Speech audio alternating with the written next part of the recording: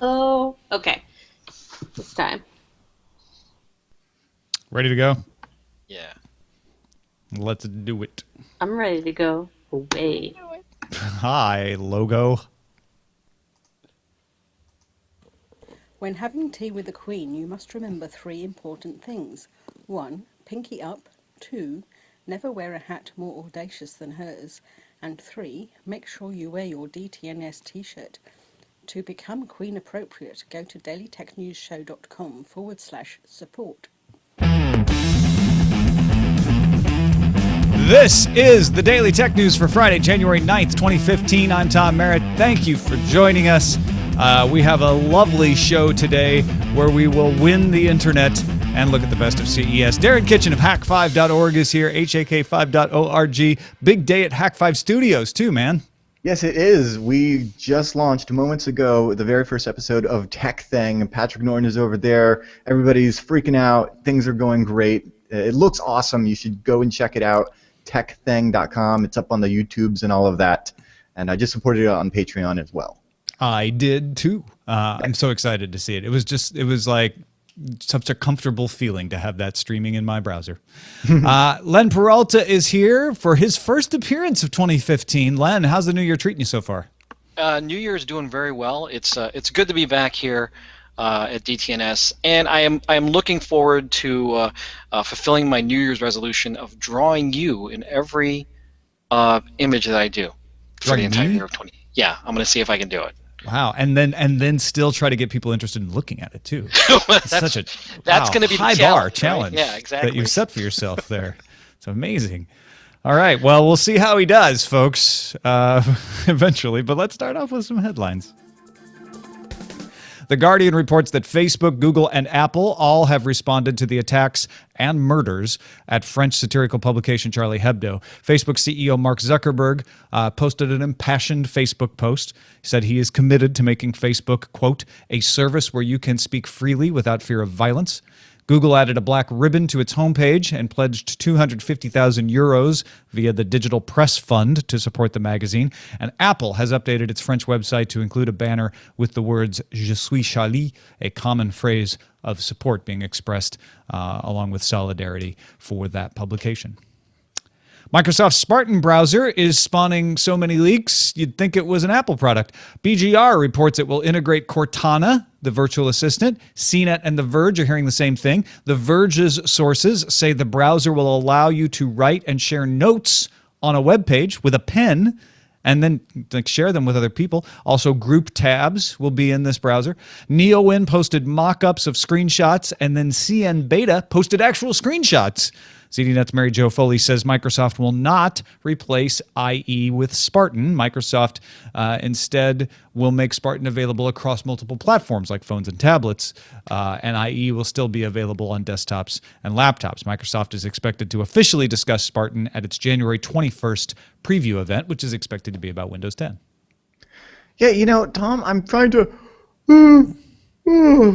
find a way to get excited about the Spartan, but it just makes me yawn when I think about it. I don't need the Microsoft bash either. That's not the thing. Is like I would love to see something really innovative coming out of there, and it sounds like it's like, wow. Well, let's see. At least if there is something innovative, maybe it'll make its way into an open source one like Firefox or Chromium. But yeah, I mean, if this thing comes out open source, I'm going to get real excited. It apparently is not using the WebKit engine.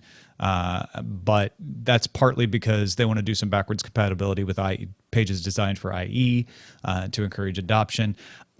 Before I judge, I want to see what they actually come out with, but I'm kind of excited to see Microsoft innovate in the browser space again. I know last time it was careful what you wish for because IE just became super dominant there for a while. But it's good to have competition, and Internet Explorer has been kind of clunky and falling behind. So I'm excited to see a brand new browser and to see what Microsoft brings to it. So, it is exciting, but I would just hope that the innovation would come in the form of like, check out our amazing JavaScript engine, because at the end of the day, that's kind of what I want in a browser, is not a bunch of gimmicky you can write on the screen. I just want it to load web pages very fast. Well, and who knows, maybe January 21st you'll get that. These are just little spurts and leaks that are coming out. So it's always possible. You can be disappointed January 22nd. Okay, thank you. I'll hold off my disappointment. TechCrunch reports on Pew Research Center's report that Facebook is still the most popular social network in the United States, but its growth seems to have slowed. One segment that is growing, however, is the 65-plus crowd. For the first time, more than half of net users in that age group use Facebook, 56% of them to be exact. Also, U.S. folks are using multiple social networks in greater numbers. 52% of the population use 2 or more social networks. That's up from 42% in 2013. LinkedIn and Pinterest are tied for the second most popular social network behind Facebook, followed by Instagram and then Twitter. Regular use is pretty steady among all of those, except Twitter, which saw daily visitors decline from 46% of its users in 2013 to 36% in 2014. Now, I haven't noticed it. Everybody that I interact with on Twitter still seems to be there, but Twitter does seem to be on the rocks a little bit.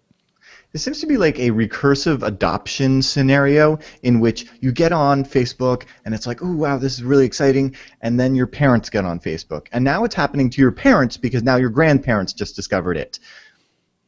Well, and I think that's why the usage continues, because people, I have found anyway, have started to use it as the family gathering spot, which means the teens who may not be so into Facebook as a hot social network are still going and posting to say hi to the parents, say hi to the grandparents, share some family photos from family events. So they're not stopping using it. They're not using it for the same thing that they're using Snapchat for, obviously. Yes, I think that's what's changed, definitely, the use case. And that seems to be the anecdotal evidence I received from my 20-some friends, which is the parental guilt to still be on the network. Oddly, Instagram is where I see a lot of my younger relatives showing up. That one's actually pretty hot. That's people social want to network share. get denied. But then again, it's also still Facebook. Yeah, well, it's owned by Facebook, right? Reuters reports Box.net filed expected share prices in advance of its IPO at $11 to $13 per share. That would value the company at $1.55 billion US. Box expects to raise up to $162.5 million US from the offering. They'll be they'll be selling 12.5 million Class A common shares. They don't, however, expect to be profitable anytime soon, but they still think you'll buy the shares. Security researcher Brian Krebs looked into how Lizard Squad was able to pull off the Christmas Day DDoS on Xbox Live and PlayStation Network. Much of the power of the attack came from compromised home routers, or routers, depending on where you are. Krebs said the malware not only participated in the stressor botnet that was used, but also scanned for other potential routers with default password setups that it could infect, and said this could happen to any Linux embedded system, could happen to cameras and other things that are out there on the network if they're not properly secured. This is what happens when the internet becomes a consumer commodity. There's millions of plastic toy routers all over the world just waiting to be owned. And what's really interesting is it's going to be the same story again with the influx of Internet of Things devices that will probably bring on the same kinds of hard-coded backdoors and lacks of firmware updates and eases of keeping secure.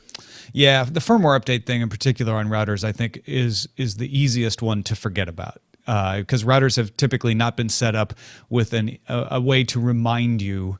I think Apple on its time capsule will send you a notification to upgrade firmware, but that's more because it was set up as a network storage device than because it's a router. Most of them just sit there, plugging away with the same software they came with for a long time, and a lot of people don't change the passwords, like you're saying. They don't.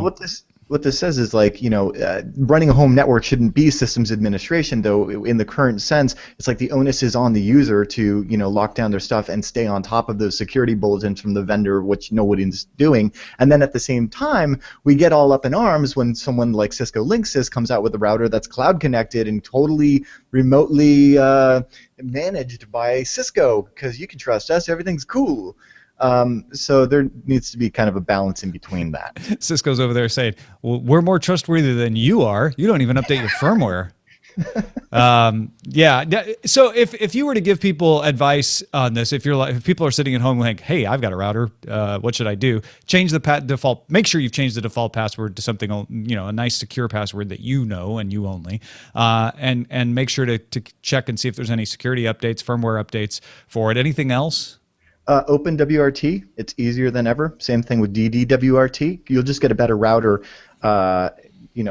anyway. And also, hey, that old PC that you have kicking around, it doesn't even matter if it's a Pentium 3, it's still faster than that piece of plastic you're going to find at the big box shop, and you can turn it into a really good router with open source stuff like Untangle, which is super user friendly, and lots of other ones. I think we're still rocking Smoothwall in some places. There's so many great distributions, and they've come a long way. So if they were scary, 10 years ago, they're super easy now.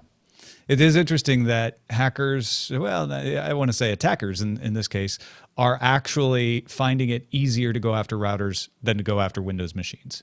Like the game has changed. They're always going to go for the easiest target, though that's the new easy target now. Mm. According to Recode sources, Twitter is planning to launch a new feature in the next few weeks which will allow users to post video directly to Twitter rather than to have to use Vine or another third-party host. Users will be able to shoot, edit, and post from within the Twitter app or upload video from their device if they want. The new feature may have a time limit, too, according to these sources, something around 20 seconds. I am surprisingly super excited about this, and really? Mainly because I saw the words editing, and I can't tell you how many times, like every single year, every time I get a new Android phone, I'm constantly looking for, like, is there a half-decent video editor? No, there is not. And I love video blogging, but I also like the idea of being able to edit on that platform, So for me, it's all about like the ease of the process. If the process is difficult, like capture a bunch of video and then, digest it, bring it into an editing app like Premiere, edit, and then render out and then upload. It's like too much work, right? Yeah. And I'm a fan of the just recording straight on your phone and then hitting publish. But if I could also do just a wee bit of editing, I would actually use Twitter's platform for this. So I'm excited. Yeah, I use Splice, which I think is only on, well, hold on. I was going to say it's only on iOS, but it looks like there is one. Oh, no, but that's not the same. iOS that's an artistic puzzler. Even Apple's editor is really good on iOS. I've used it. Yeah. It basically uses metadata within the MPEG-4 file, so it's not real cutting. But that's fine because it ends up that way when it gets to its destination anyway. Well, send us some pics if you've got any Android video editors that you've discovered, because we can't find any. The Next Web reports that Bitcoin exchange Bitmap is reopening today after being attacked earlier this week. The attacks resulted in the loss of 19,000 Bitcoins, worth around $5 million US. Bitstamp said its customers would not lose money as a result of the security breach, and that the loss represented only a small amount of its reserves, with the majority held in cold storage offline. Reuters reports that China's transport ministry has banned taxi-hailing apps from working with cars and drivers that don't have taxi licenses.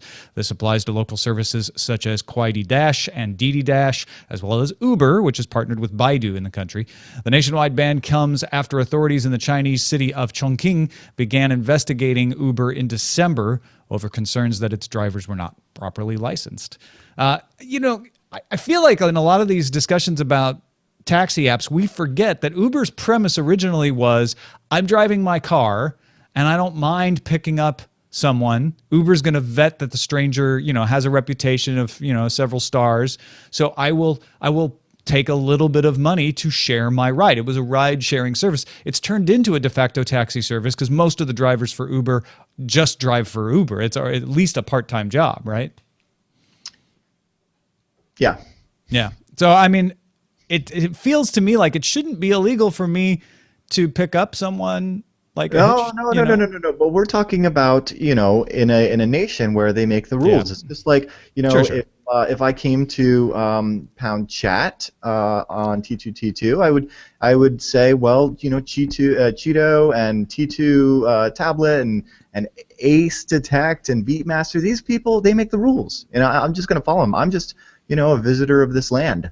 Sure. And that's entirely true. I guess my point isn't so much about China in particular, but most of the debates are like this. This isn't one of those debates where it's like, oh, China's being extra hard. China's doing exactly what France, Germany, New York City, lots of locations are trying to do, saying, no, you need to be licensed, you need to have insurance to be able to do this. And I've been on the side of like, yes, safety for the passengers, but then part of me wonders like, well, but if we do that, does that make one of these natural ride-sharing ecosystems that isn't as sophisticated as Uber illegal? And that would be a shame.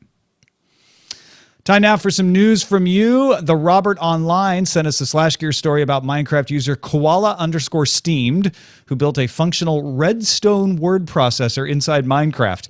Has a 5 by 10 character display, the ability to open saved files, includes 400 bits of ROM, 1,600 bits of memory, and can type symbols, numbers, and upper and lowercase letters. The whole thing is full of blocky amazingness, which you can see at koala_steam's YouTube channel. He's got a video about the project. We'll have a link to the SlashGear story in our show notes as well. This is amazing, and this is why I love Minecraft and open games like this that came before it, just because of the way that mods unleash creativity. Don't get me wrong, I love open world, closed games like, GTA and stuff like that, where you can just walk around and do whatever you want and not have to play a linear game. And I like that Minecraft is sort of like that, but what I really love is the creativity that it spawns when you create a platform from which people can actually build their own things. And I mean, I grew up with that in the way of Doom WAD files and stuff like that. But it's so great to see Minecraft being so popular and so huge and inspiring programming. MacBytes pointed out that Engadget article on Samsung's SSD that uses almost no power in standby mode. The SM951 SSD uses 10 nanometer class MLC flash tech and can read data at 2.15 gigabytes per second and write it at 1.55 gigabytes per second. It also consumes a paltry 2 milliwatts in standby mode. Manufacturers will be able to order 128, 256, and 512 gig versions of this later this year.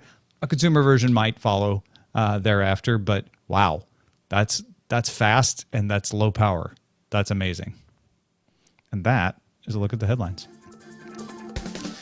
All right, a couple of discussion stories. I want to talk a little bit about the post from David Weinberger and Doc Searls. But before that, let's look real quickly one last time at the Consumer Electronics Show, which actually is going on today, apparently. And the Best of CES was announced by Engadget last night. Also, The Verge posted their awards, the Verge Awards, which are a little more loose. They can do things like, best surprise they gave to Intel for pledging to donate $300 million to encouraging women and minorities in tech, and pledging to bring their staff up to speed and meet certain targets, etc. Sling TV was declared the best of CES by Engadget. That's the official awards of CES at the show. Best home theater, best software, also Sling TV. So they took home 3 awards. Darren, I don't know if you're into Sling TV. Do you have an opinion about Sling TV? Do you think it should be best of CES? It's so sad, because it's like we're talking about is television here, which is like a one-way medium, and I thought that we were using technology to move past that and to hold this up as yes, the thing that we all love to consume, and now through technology we've done the other thing that we like. We like things to be cheap, and it's I just think about broadcast television, what I would use it for, and the only thing that I can come up with really is sports. And I'm not even a huge sports fan, and mainly because of the way that sports are televised. Perhaps if that was different, perhaps if we were talking about a technology that would allow you to get, I don't know, a raw access to the feed of the cameras in the field, and not, just give me the field and the scoreboard, not a bunch of announcers and commercials. Of course, there's no money in that, and so instead we get Sling. I don't know. Yeah, I think this is a temporary measure that helps people like me make the transition, right? There's certain things in there that I'm appealed by. There are certain things in there that appeal to me. Being able to turn on HGTV is something that my wife and I like to do. Not because we're big home renovators. It's mindless television that's slightly interesting and is relevant to our lives because we live in a house. So sometimes you just kind of want to have that on in the background. If we cut cable, we wouldn't be able to do that. Not the end of the world, but this is a way to be like, oh, okay, so get a little ESPN, get a little food, get a little CNN. All right, it fulfills some of those gaps. But you're right. It's not like the long-term thing that we've all been waiting for. This is a Band-Aid. This is a bridge or something like that. What about Razer Forge console winning the fan vote? This is a little Android box, $99, that will stream your video games from your PC to another room, to a living room. Has a controller you can buy for it and everything. I normally roll my eyes at Razer for their like epically expensive mice and things of that nature. I mean, the whole gaming hardware scene is just riddled with, a bunch of crap that's just got like extra LEDs on it and stuff. So this, though, really tickles my technolust in the same way that something like the Steam Box does, just because I love gaming and I feel like bringing that into the living room in a more open way is always a good thing. I've been thinking ever since, the first Android where I noticed, like, hey, I'm actually playing first-person shooters on my phone. This actually feels right. Why isn't it just projected onto my TV? This makes so much sense. So yeah, I just love it, and I want to see this grow up to more than just Razer. I want to see everybody get into it and it stay open and stuff like that. Because if it's open and it's welcoming to indie developers, then that's even better. Now, we could not ask you about the drones. Engadget gave best drone to AirDog. That's the drone that works with a GoPro or a Sony camera to be able to kind of follow you around, track you, and get the best shot of you. And then Verge gave their best drone to the AASC Tech Firefly, which has the Intel RealSense camera in there that allows it to fly itself and avoid humans and do pre-programmed routes. Those are all cool, but those are all one feature of what should be like just part of a flight controller, right? And so I'm like, wow, those are really neat. I hope something like Paparazzi or CC3D or Naze or all of the other amazing open source flight controllers will adopt these kinds of technologies. I mean, at the end of the day, when you talk about drones, I mean, as long as it's got propellers and a flight controller and is balanced, then we're all set to go. This is my pick. This is actually a modification of an RC Logger quadcopter that's carbon fiber and folds down to, as you see, little tiny squid, and then opens up to be something quite formidable in the 330 class. But yeah, I see a lot of gimmicks in drones right now. Probably just do you think CES was a little drone gimmicky?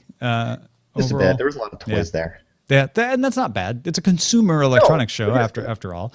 But if you're hardcore about drones, that's probably not the place to look. So you know what? I would actually say that if there's one good thing to come of the drones of CES, it's that much like you were saying, Sling might be somebody's like toe into the water of, hey, maybe I could cut the cord. Then what I do like when it comes to consumer drones is are the ones where, I mean, even if they're using like a little toy controller, for instance. I support the drones that are accessible that also use regular controls that translate, your muscle memory from these sticks to when you graduate to the bigger boys. I don't like the stuff like Parrot, where it's confined to an app on your iPhone, and that you end up like in a locked ecosystem where you can't then take that muscle memory and translate it into flying something more advanced. Now, the surprise winner for me in the mobile category for Engadget's official Best of CES, but also mentioned by The Verge, is the Dell Venue 87000 Android tablet, mostly because it is almost bezel-less. They call it an infinity display, 8.4-inch OLED, 2560 by 1600, 6 millimeters thick, with Intel RealSense cameras, so you can do after-the-fact focusing on your pictures. People seem to be really taken by a Dell tablet. It's kind of fun, kind of cool. Yeah, I mean it's the next logical step. It's Steve Jobs brought us the war on buttons, and maybe it's going to be Dell that'll bring us the war on bezels. And more on bezels. No more bezels. All right, I was supposed to play this yesterday, and it entirely is my fault that we didn't include it in the show. But we've got Allison Sheridan's last CES report, and of course, she does, live in a mostly Apple world. So you people who don't love Apple, please forgive her. She's got a couple of cool Apple-related products here, though. Hi, Tom and Jenny. This is going to be my last input from CES 2015. Well, we figured we'd done our penance over the last few days after looking at hundreds of fitness trackers, so we allowed ourselves to go to the iProduct section at CES. A big problem to be solved for Mac users is that the AA batteries in the wireless keyboards and mice die pretty quickly, and the operating system is nice enough to lie to you and tell you they're almost dead way sooner than you actually need to replace them. Rechargeable AA's are okay, but a company called Mobi has a better idea. Mobi has developed inductive charging solutions using Qi technology that integrate beautifully into your devices. They have a magic charger which replaces the AA's in your Magic Mouse and then lets you simply set the mouse down on the included charging plate when you're not using it. Moby's Magic Feet product is even cooler. It's a long charging plate about the size of Apple's wireless keyboard, and in place of your standard AA's, you slide a rod into your keyboard that contains the rechargeable battery pack. The rod sticks out about a half an inch and then slides into the Magic Feet for continuous charging or charging only when you need it. Say you want to set your keyboard out of the way, you could just slide it into the Magic Feet.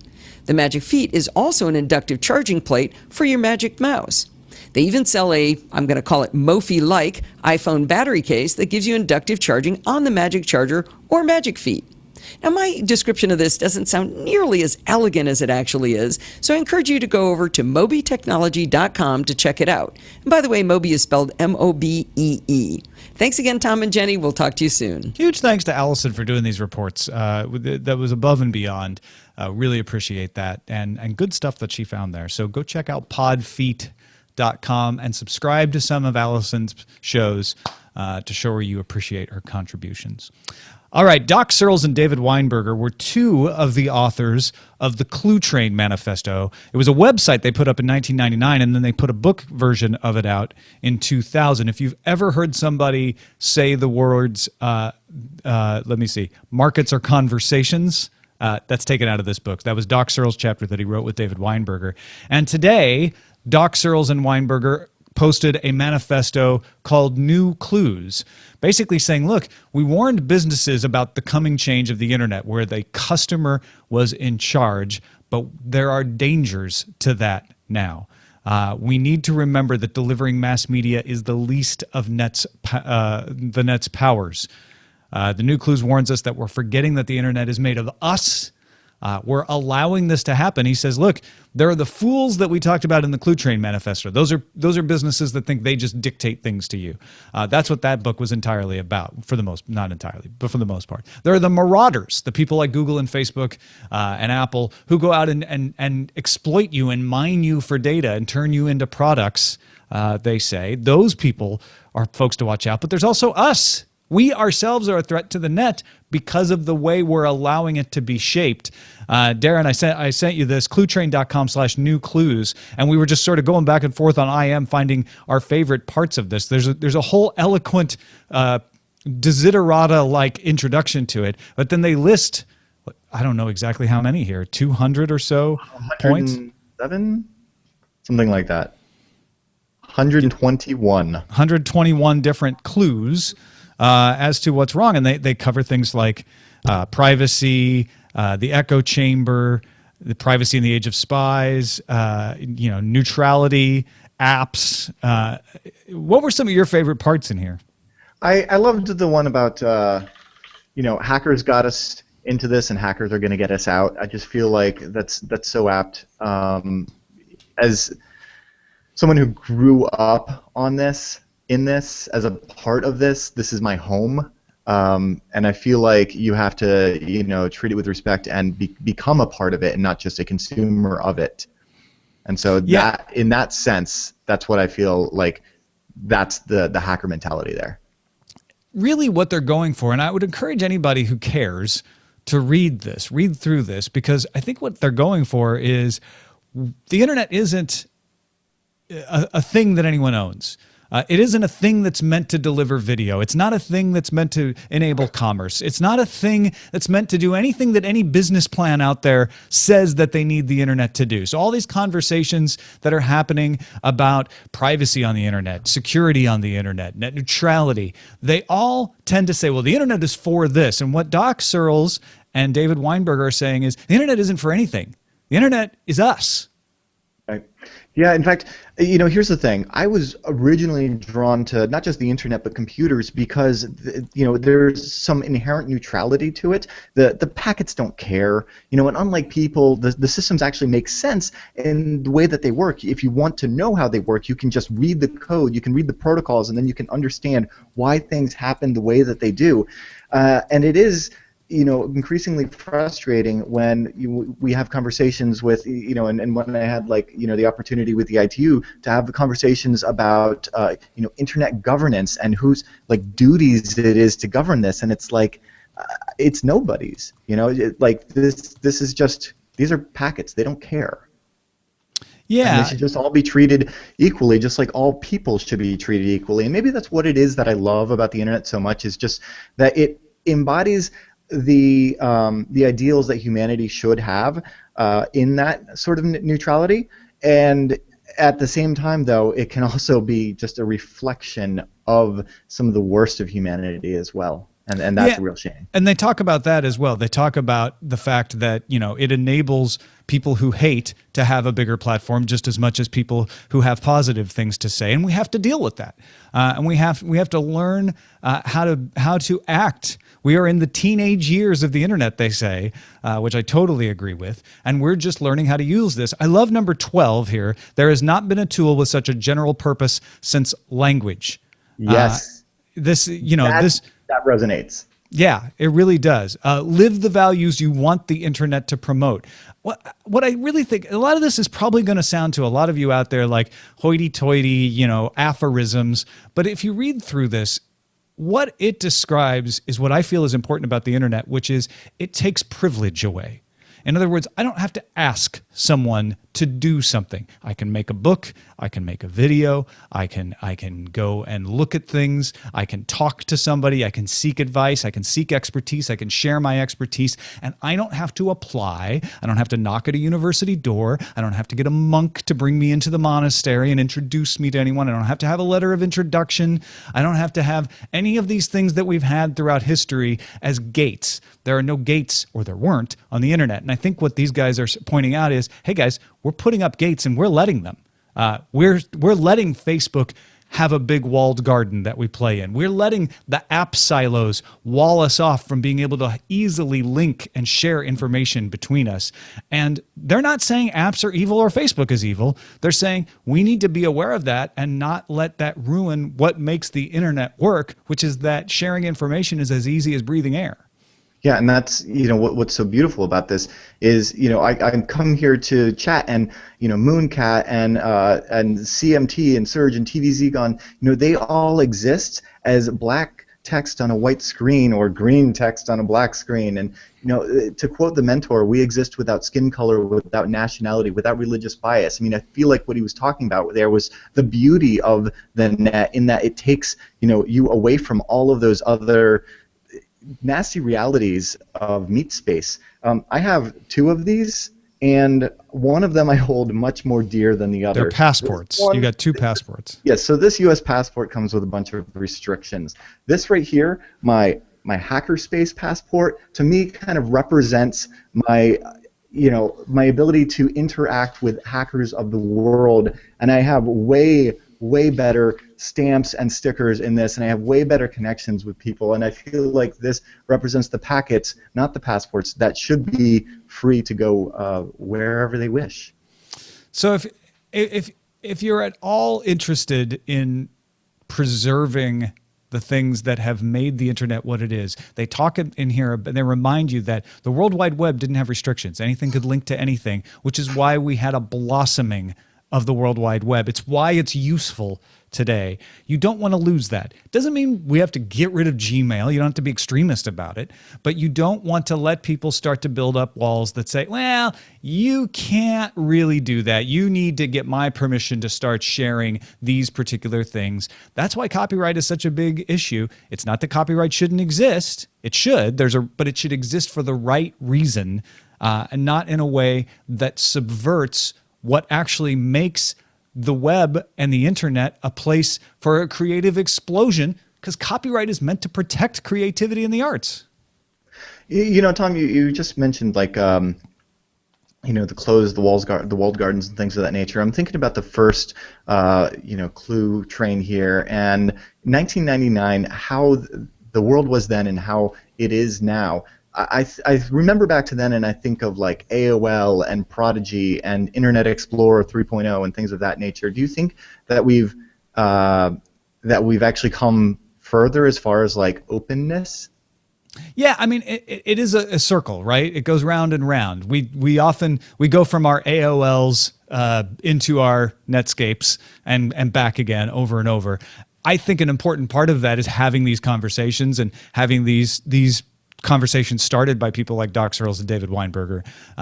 So I don't despair that, the internet is going to die tomorrow. But I think they're right that if everybody just like kind of let it go, it could. So we shouldn't let that happen. I mean, I've built this show on the basis of that kind of communication. Like, we have a chat room, we take emails, we include your contributions into the show in so much as you want to contribute, so that we're making something better amongst all of us. And I would hate for that to diminish. I don't even think it would ever go away, but I would certainly hate for that to not get more and more and better, so that more and more of you can find the things that you like to create and become happy creating them on the internet.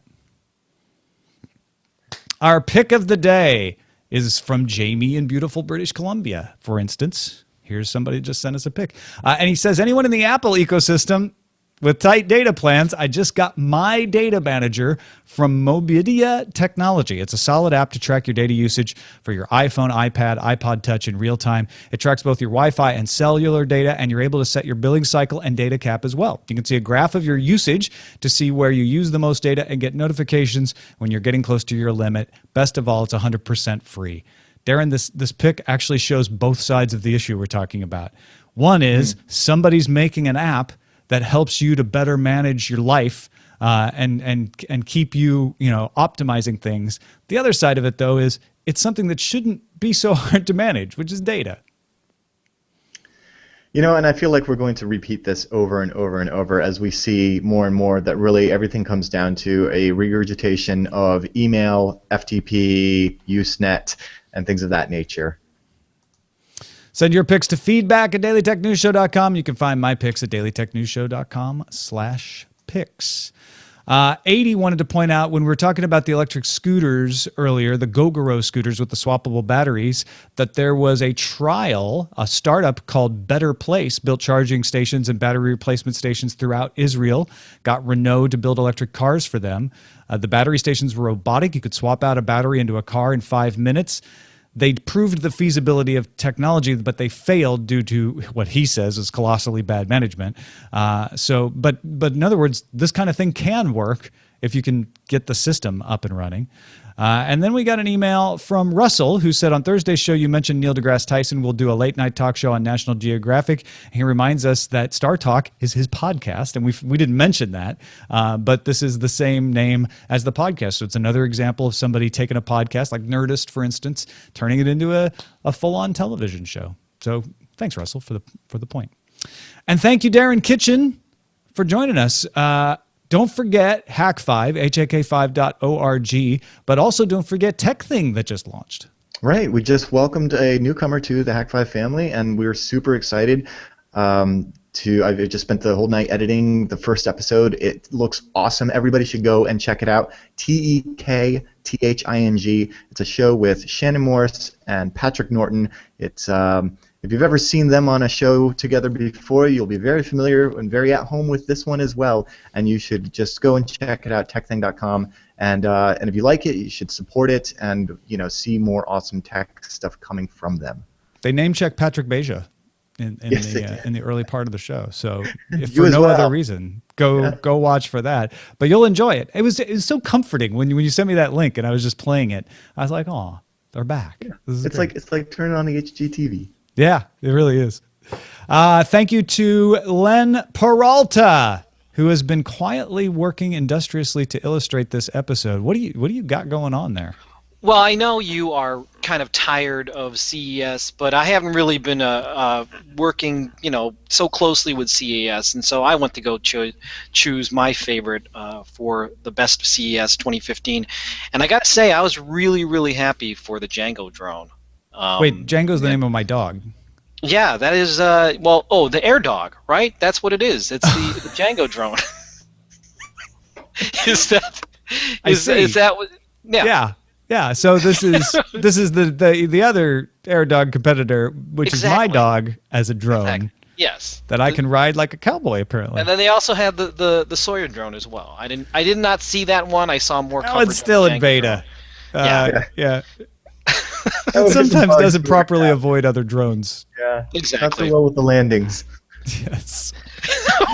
This is fantastic. Best of CES. If you want Len's Best of CES pick, you got to go to lenperaltastore.com and check this out. A picture of my teeth have never been bigger.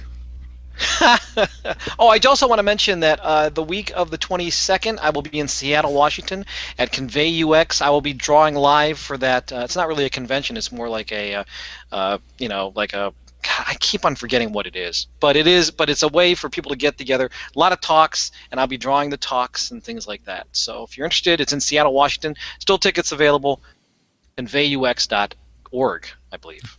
All right. Thank you, Len Peralta. Appreciate it, man. Thank you. Happy New Year. Happy New Year to you. Looking forward to more.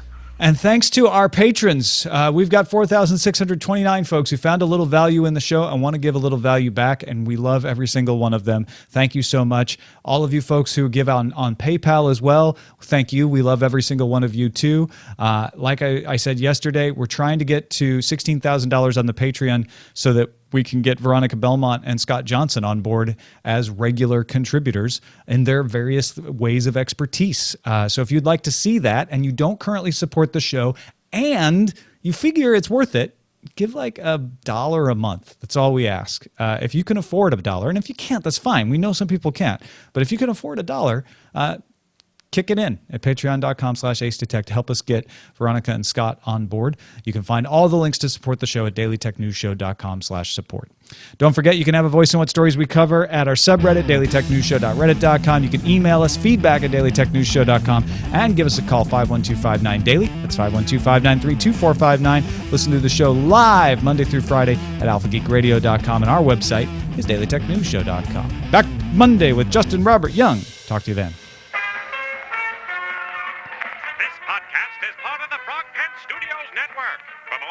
About this and other shows, visit frogpants.com. Audio program so good, it's like you're there. Diamond Club hopes you have enjoyed this program. What's up? So I got an invite to buy an Alexa or an Echo or whatever. Oh, cool. Are you going to do it? I did it. Mine's coming January 20th. Mine's coming April 9th. By which they'll already have an Echo 2. Are you going to get an Alexa, Len or Darren? Oh my gosh. Sorry, as soon as you popped back, I just remembered that I got something in the mail, and then I can unbox right here. Oh. Unboxing video. Hey, we should hashtag that. The YouTube video will go through the roof. This is going on the wall. Oh, look at that. Yay. This is going to look really good right next to Quanto. Quanto Smash. That's great. Look at that. That's amazing. Thank you, I'm guys. official. Now I can retire. I love supporting stuff I love and also getting cool swag in return. And now I can you got to do the week I'm not here, all these Jake. SQLs. Oh, I know. I was just thinking about that. I was like, oh no. What next? You got to do it. You got to do it. All right, I'll do it. I'll do another one. Oh, you want to see my little guy? Where's my little guy? Where is he? Say hello to my little friend. Come on. Oh, hi. You see him? Yeah. Oh, you see him? Look, come on up. Hello. Look, wave. Hi. They're saying hello. Do you want to hear them? Here. Hello. Hello.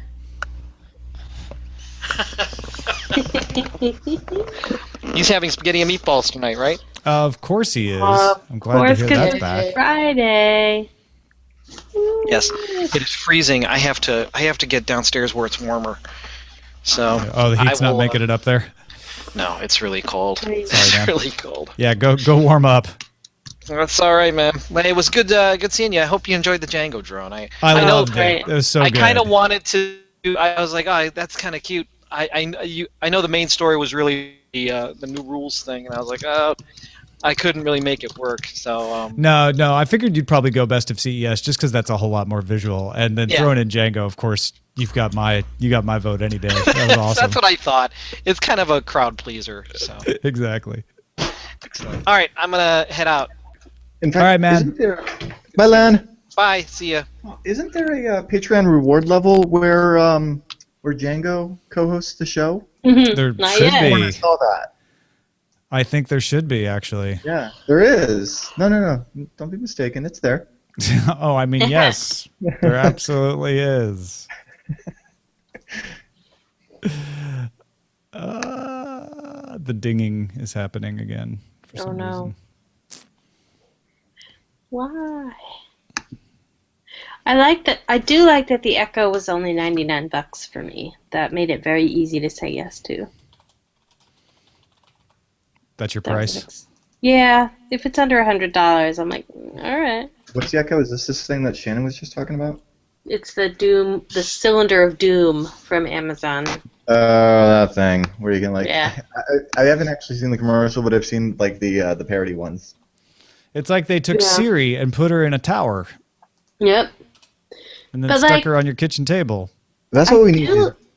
We need like consumer electronics, tangible objects that are manifestations of apps that you would otherwise have on your phone. Yeah, but I want to not hold my awesome. phone. Actually, when you put it I like want to that. not. I don't want the thing in my hand. I've got my Instagram camera. Yeah. And look at it because my eyes are failing. What So I about? kind of want to stand in my very tiny house and go, solve this. I feel like this can be applied to so many things. Like you could have like dominoes that come with like an angry bird that you can throw at it from across the room. I would love to see that. I would love to see physicalized internet creations. Actually, I think some of these exist. I'm looking at my phone right Hey, now. look, I got one. It's the Clue Train website, but it's like all printed out. Oh, Look wow. at that. I was just Who looking at invented my that? phone, to be like, what apps do I use, Tom? And my top row is calculator, clock, calendar, and Google Keep, which is like, hey, that's like this Google notebook Keep? that I use. Oh. My top row is calendar, messages, camera, and LifeX. Oh, those are all things except for the LifeX. Well, LifeX is turning on the lights in the upstairs room. Oh, okay. Switches existed before then. Yeah. I've got Feedly. I actually still have the light switches, which I sometimes have to use when LifeX doesn't work. What would the physical, like I kind of want to see like all of these things in their physical form, but with the logos on them. So like the Netflix app I have, for instance, I want to see a VHS tape with its logo on it, or like a VCR. I just feel like there must be a Tumblr for that. What would settings be? Ooh. Fuse box in your house? Yeah, I was thinking like circuit breakers, but that's more like when you double tap or use the square button on Android and then close programs. Settings would be like a giant wall of the old-fashioned phone company plugs where you plug in and plug out, plug in, plug out. That would be settings. We've of course got your contact book. That's the phone book. I was told, and you know what? This is actually your little black book. Perhaps an interesting thing to talk about as far as like analog versus digital now and privacy. But was it true that in the phone book back in the day you had to pay extra to not be listed? Yeah. What kind of a racket is that? A successful one. Is that true? I didn't realize there was an unlisting fee. When did that end? When phone books ended. Yeah, phone books haven't ended though. How bogus is that, right? Oh, but if you don't want all your neighbors to know where you live, like, what? Yeah, that's pretty silly. What would Twitter be? What would physicalized Twitter be? Could you imagine if Google came out with Google Phone Book and it's like, hey, we just published everyone's address and their phone number. Oh, if you don't want to be in it, that's fine. Just use the Google checkout and pay us, and we won't list you anymore.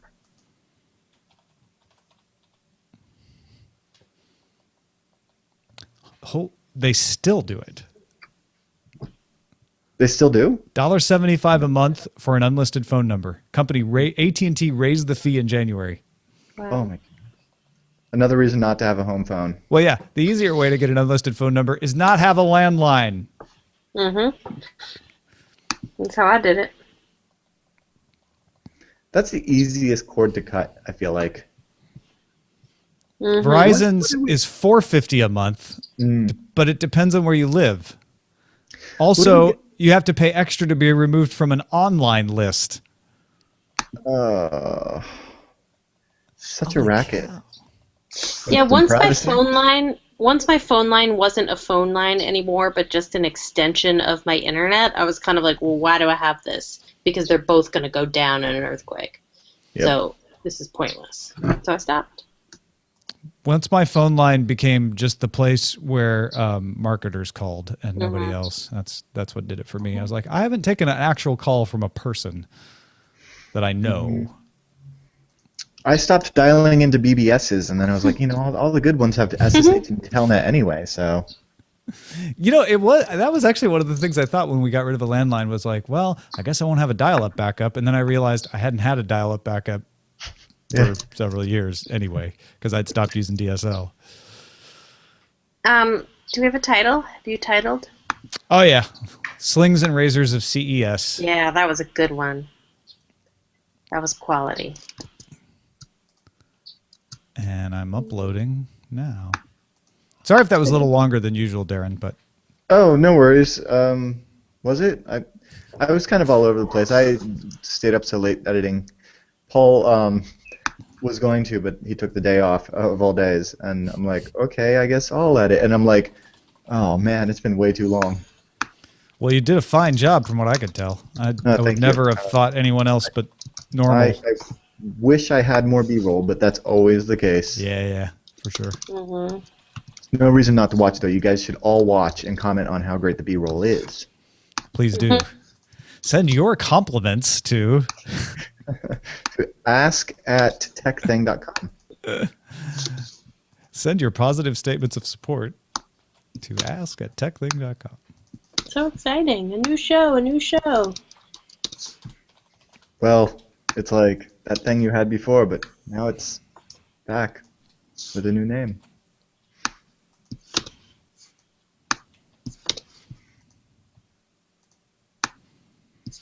Monday.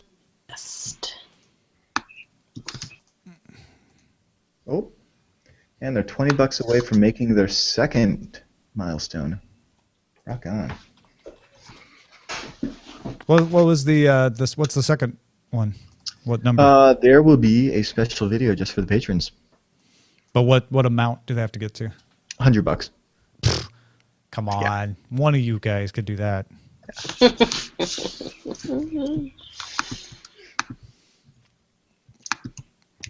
I donate more on the Patreon, but it's just coming around in circles. So. Well, yeah.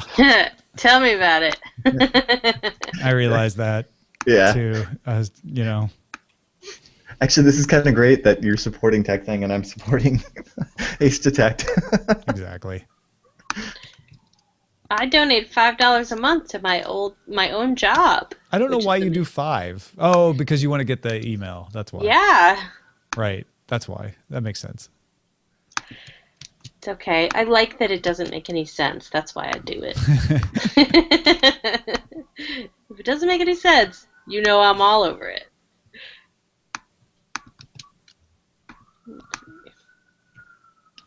Uh-oh, the cops are coming. There's too much awesome. Yep.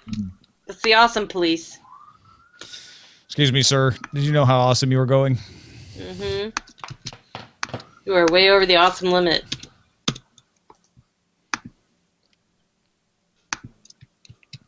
What?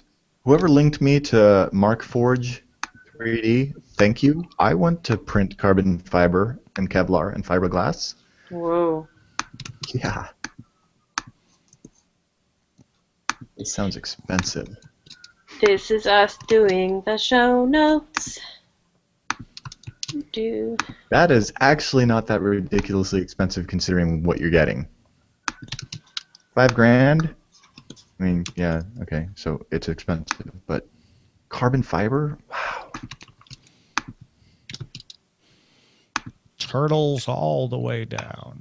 The 3D printer space at CES had the most amazing smells. Oh, you were there? Yeah. In person? Yeah. Rad. It was the smells of all different kinds of things burning just a little bit. It was amazing. It was amazing. It was like walking through a cloud. This is why I'm 3D only printing. doing Smells PLA. like Yeah, that's Yeah, awesome. here. Yeah. No, it ABS was has amazing. that It noxious was fume. it was quite a thing to walk through. It was like it was the one area I should have mentioned this on the show, but it was the one area of CES where it did actually feel like the physicalized excitement of how people feel about 3D printing. It was after our last show there, Tom, and I walked back through the Sands because I felt guilty that I'd never made it to the Sands Expo. And it was more than anything else at the whole show. It's just a bunch of super cool, super excited people in one space checking out all the toys. And I just thought, like... So you could feel their excitement as if it was three-dimensional. So yeah, it was the physicalized I get what you're saying. version of the internet. It was. It really was. Like computers in the 80s. Right. It felt like something people hadn't seen before, because sure, everybody knows somebody who might have a little or a big 3D printer, or maybe they have it at their university, or it's at the library. Who knows? But yeah, it we're was time sharing it. Right, but like here it was, all these different 3D printers all in one space, like and these amazing dresses that were being printed out, and like it was just awesome. It was the first time I was super excited about. I mean, I'm excited about it as a general principle, but seeing it all there and seeing all the different sizes of 3D printers, I was like, okay, this is like really gonna happen, and it's so cool. So yeah, I was like super tired at that point and like just didn't have it to talk about it, but I was super impressed. This Sunday, a very special Smells of CES episode with Jenny Josephson. It smelled like the future, man. All right, I am out of the post, so thank you all for watching. Arrivederci.